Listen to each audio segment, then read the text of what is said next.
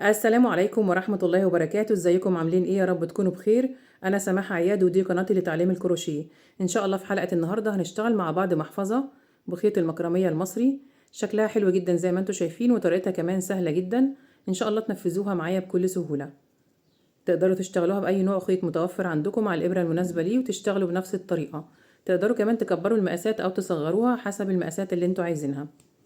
محفظة ب2 جيب. ينفع كمان تستغلوا بواقي الخيوط الموجودة عندكم تشتغلوها بمقاسات صغيرة كميدالية.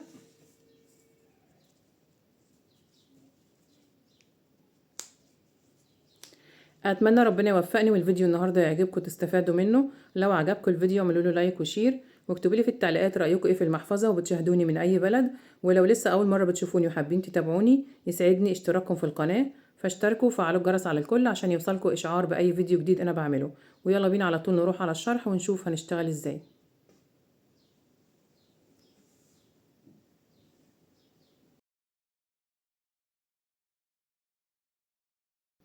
انا هشتغل المحفظه بخيط مكرميه مصري سمك 3 مللي.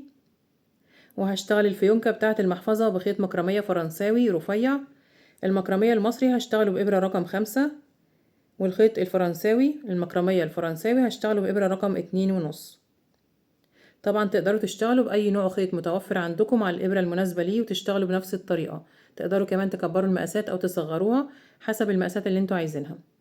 هبدأ بسم الله. هنبدأ بخيط المكرمية المصري وإبرة رقم 5. بعمل عقدة البداية وهشتغل 15 سلسلة زائد سلسلة ارتفاع وهنشوف مقاسهم كام سنتي.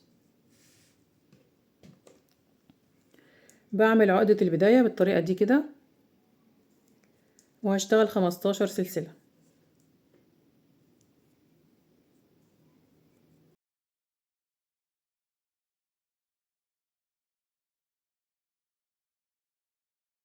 ال15 سلسلة مقاسهم 15 سنتي بالظبط. لو حابين تكبروا المقاس بتزودوا عدد السلاسل ولو حابين تصغروا المقاس بتقللوا عدد السلاسل. زي ما اتفقنا بتشتغلوا بنفس الطريقة وتكبروا المقاسات او تصغروها زي ما انتوا عايزين. بعد كده برتفع سلسلة وبحسبها ارتفاع لغرز الحشو اللي انا هشتغلها. وبسيب السلسلة الارتفاع اللي هي رقم 16 وبرجع على ال15 سلسلة اللي قبلها. وبشتغل 15 غرزة حشو في حلقة ظهر السلسلة. بسيب حرف الفي وبقلب سلسلة البداية وبشتغل السطر الأول في الحلقة اللي تحت حرف الفي بنسميها حلقة ظهر السلسلة. نخلي بالنا هنشتغل ازاي. معايا لفة على الإبرة بفوت السلسلة الارتفاع وبدخل في اللي قبلها في حلقة ظهر السلسلة بخلي الحلقة فوق الإبرة وحرف الفي تحت الإبرة بالشكل ده كده. بسحب الخيط أصبح معايا حلقتين على الإبرة 1 2. بسحب الخيط وبطلع من الحلقتين. دي طريقة غرزة الحشو عشان الناس المبتدئين. بعد كده بكمل على كل السلاسل وبشتغل في كل سلسلة غرزة حشو واحدة في حلقة ظهر السلسلة لحد ما اوصل لآخر سلسلة عند خيط البداية. بنفس الطريقة بخلي حلقة ظهر السلسلة فوق الإبرة وحرف الفي تحت الإبرة وبسحب الخيط وبشتغل غرز الحشو.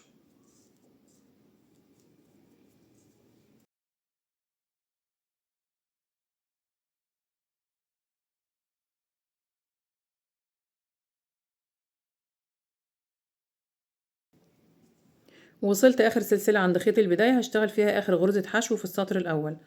بدخل في السلسلة وبسحب الخيط أصبح معايا حلقتين على الإبرة. قبل ما أقفل غرزة الحشو الأخيرة بعد طرف الخيط ناحية الخلف خيط البداية وبقفل عليه غرزة الحشو الأخيرة. كده أنا اشتغلت أول سطر 15 غرزة حشو في حلقة ظهر السلسلة. ده شكل غرزة الحشو وده شكل سلسلة البداية اللي احنا اشتغلنا عليها.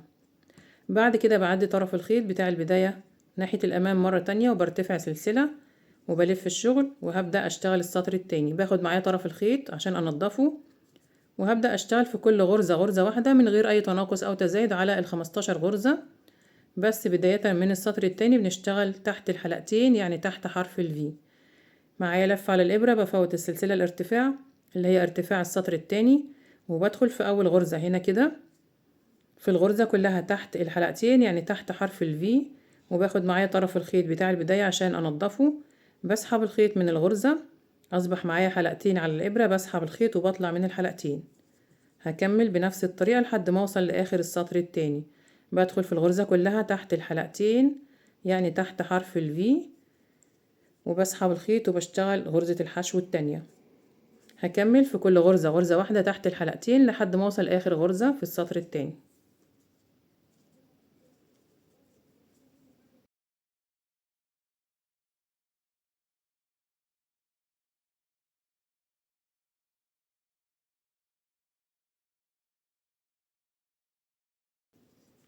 وصلت اخر غرزة في السطر التاني بشتغلها تحت الحلقتين. كده انا اشتغلت سطرين من غرز الحشو على ال15 سلسلة اللي انا بدأت بيهم. بقى الشكل زي ما انتم شايفين. بكرر بقى بنفس الطريقة، بكرر السطر التاني برتفع سلسلة وبلف الشغل، وهبدأ السطر التالت بشتغل تحت الحلقتين في كل غرزة غرزة واحدة لحد ما اوصل اخر السطر، برتفع سلسلة وبلف الشغل وببدأ السطر الرابع وهكذا.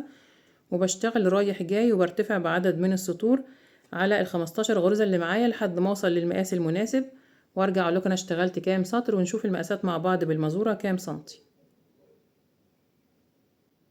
انا كده اشتغلت 36 سطر من غرز الحشو على ال15 سلسلة اللي انا بدأت بيهم لحد ما وصلت لمقاس 33 سنتي في طول القطعة اللي انا اشتغلتها. بقى الشكل زي ما انتم شايفين، ده شكل غرزة الحشو في الشغل رايح جاي. طبعا انا بوضح كل الحاجات دي عشان الناس المبتدئين. ده كده شكل غرزة الحشو في الشغل اللي احنا بنشتغله رايح جاي. دول كده 36 سطر، وده هيكون وش الشغل بتاعي. الجنب ده هيكون وش الشغل بتاعي اللي هو فيه السطور الزوجية. السطور الزوجية يعني كل سطر من دول كده عبارة عن سطرين، سطر رايح وسطر راجع. بعد كده 2 4 6 8 10 لحد ما اوصل لاخر سطرين هنا، يبقى 36 سطر. لو قلبت كده على الجنب التاني اللي هو هيكون ظهر الشغل، هيكون داخل المحفظة، بيبقى عندي هنا سطر فردي اللي هو اخر سطر انا اشتغلته، وسطر فردي في البداية اللي انا اشتغلته على سلسلة البداية. فاحنا بنختار الجنب التاني يكون وش الشغل بتاعنا عشان بيبقى شكله اشيك وشكله متناسق اكتر اللي هو فيه السطور الزوجية. بعد كده قبل ما اكمل هقول لكم المقاسات. مقاس العرض زي ما شفنا في البداية 15 سنتي بالظبط، ومقاس الطول 33 سنتي. طبعا لو حابين تزودوا مقاس الطول برضو بتزودوا عدد السطور بنفس الطريقة. بعد كده هقص الخيط وهنضف الجزء الزيادة وهبدأ اقفل المحفظة.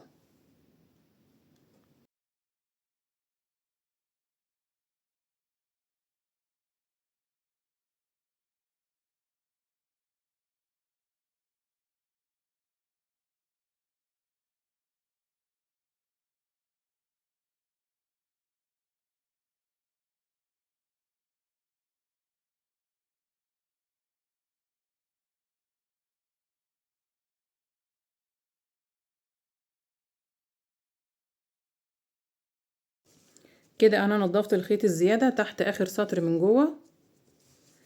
باجي كده بقلب الشغل بتاعي، ده هيكون داخل المحفظة اللي هو ظهر الشغل، وهبدأ اطبق كده عشان اكون الجيبين بتوع المحفظة. طبعا بعد السطور بتاعتي وبظبط الجزء ده قد الجزء ده بالظبط. بخلي كده في كل جنب مثلا 8 سطور، 2 4 6 8 كده، وبتني كويس. وفي الجنب التاني 2 4 6 8 برضو بنفس الطريقة. طبعا بعمل حسابي بسيب مسافة كافية في النص هنا بين الجزئين عشان القفلة بتاعة المحفظة لما اقفل كده ما تبقاش ضيقة وما تبقاش المساحة بتاعتها ضيقة من جوه. فانا كده ظبطت خلاص المسافات بتاعتي، وهبدأ اخيط بنفس الخيط وبإبرة التنظيف. بخيط من الجنب ده كده ومن الجنب ده كل سطرين مع بعض.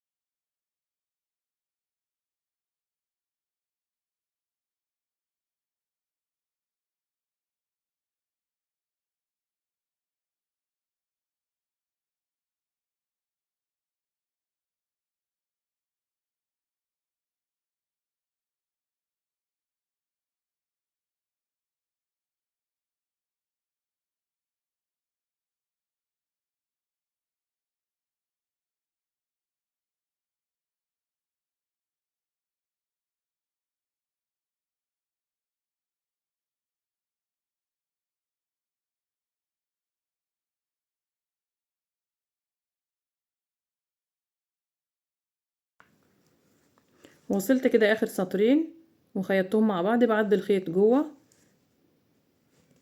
من السطر ده كده وبنضف الخيط الزيادة.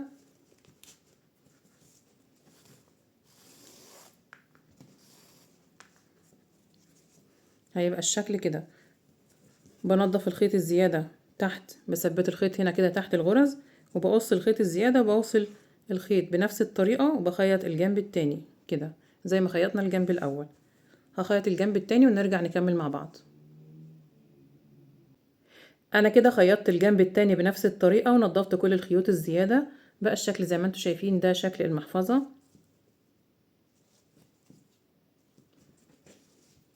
وده الشكل من الخارج. بعد كده هبدأ اركب القفل.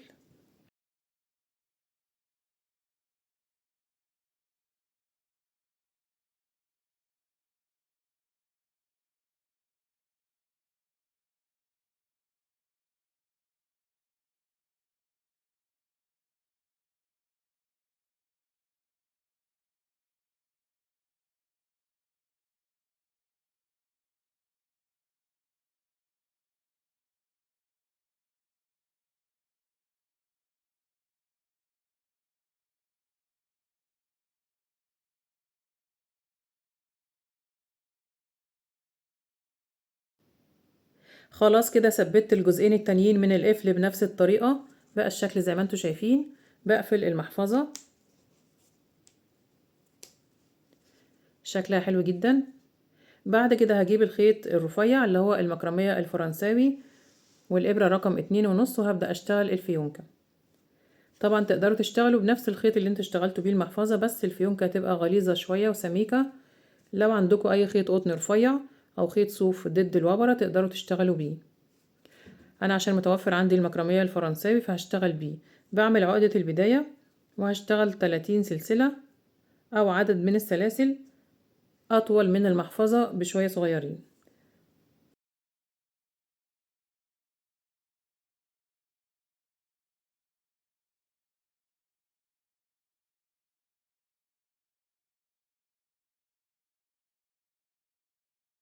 بقيس كده على المحفظة بتاعتي.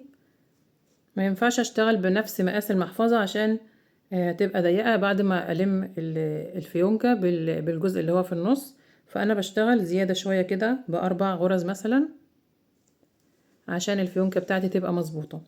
بعد كده برتفع سلسلة وبحسبها ارتفاع لغرز الحشو اللي أنا هشتغلها، وبقلب السلسلة وبشتغل أول سطر في حلقة ظهر السلسلة غرز حشو. هشتغل 30 غرزة حشو.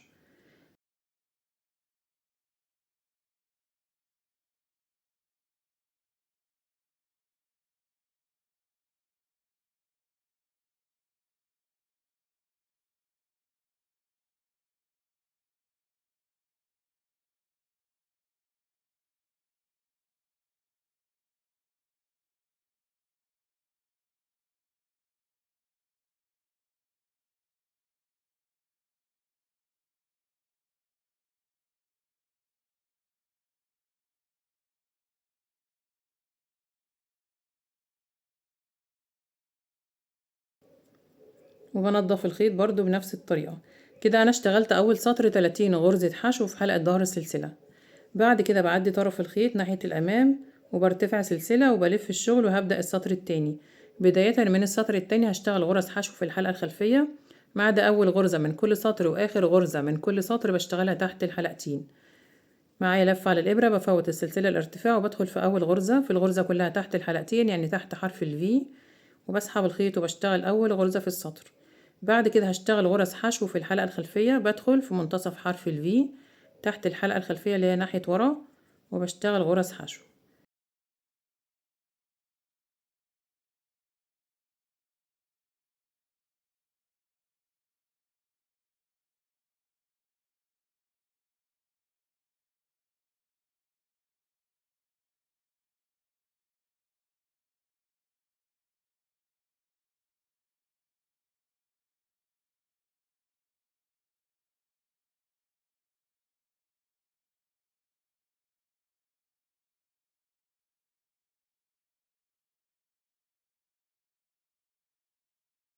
وصلت آخر السطر بشتغل آخر غرزة تحت الحلقتين يعني تحت حرف الفي. كده انا اشتغلت سطرين، اول سطر الاساس بتاع الشغل بتاعي، والسطر التاني حشو في الحلقة الخلفية ما عدا اول غرزة في السطر واخر غرزة. هكرر بقى السطر التاني، برتفع سلسلة وبلف الشغل وبشتغل بنفس الطريقة. اول غرزة من كل سطر واخر غرزة بشتغلها في الغرزة كلها تحت الحلقتين، يعني تحت حرف الفي، والغرزة اللي في المنتصف كلها بشتغلها حشو في الحلقة الخلفية. هوضح لكم عشان الخيط رفيع مش باين، فانا بجيب الجزء اللي انا اشتغلت بيه في البداية وهوريكم ازاي بنشتغل غرزة الحشو في الحلقة الخلفية. كده انا خلصت السطر الاخير وارتفعت سلسلة، بلف الشغل وهبدأ اشتغل اول غرزة في الغرزة كلها تحت الحلقتين. بعد كده بشتغل حشو في الحلقة الخلفية، يعني بدخل في منتصف حرف الفي تحت الحلقة الخلفية،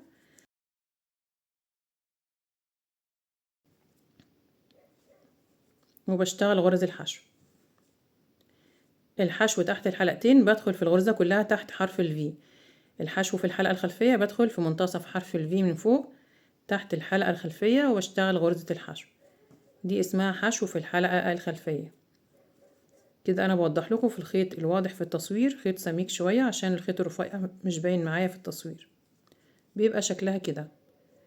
هكمل بقى على ال30 غرزة اللي معايا دول لحد ما اوصل للمقاس المناسب. برتفع بعدد من السطور وارجع لكم انا اشتغلت كام سطر، ونشوف برضو المقاسات مع بعض كام سنتي.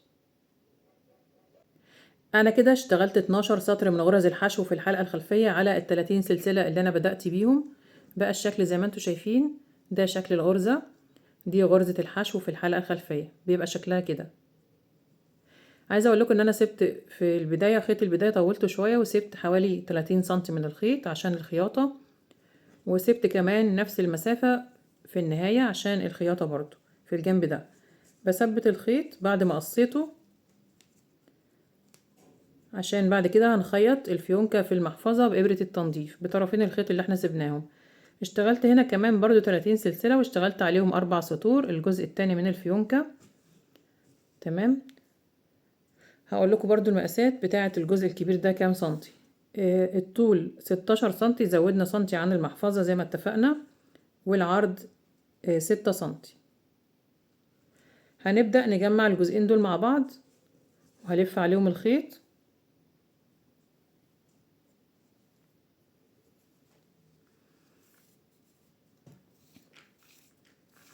عشان نشكل الفيونكة.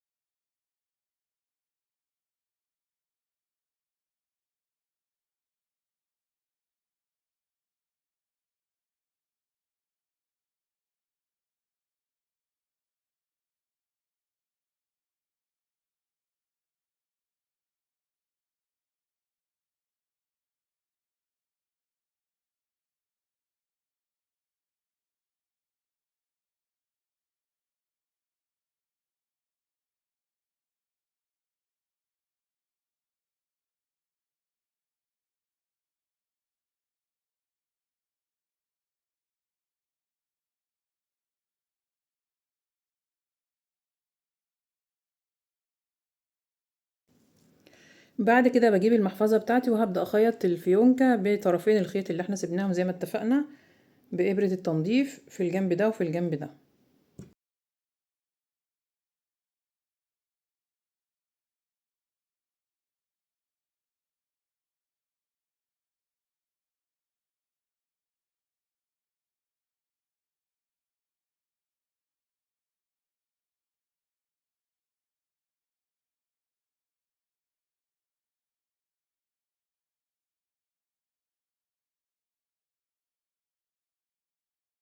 كده انا خيطت الجنب الاول، بنضف الخيط الزيادة جوه كده في اللون الموف بإبرة التنظيف وبثبته كويس، وبعد كده بلضم الإبرة في الطرف التاني وبخيط الجنب التاني بنفس الطريقة.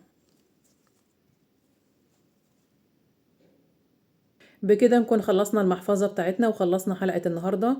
اتمنى يا رب يكون الفيديو عجبكم تكونوا استفدتوا منه. لو عجبكم الفيديو اعملوا له لايك وشير، واكتبوا لي في التعليقات رأيكم ايه في المحفظة وبتشاهدوني من اي بلد. ولو لسه ما اشتركتوش في القناة اشتركوا وفعلوا الجرس على الكل عشان يوصلكوا اشعار باي فيديو جديد انا بعمله. ان شاء الله نتقابل في فيديو جديد، وشكرا لكم والسلام عليكم ورحمة الله وبركاته.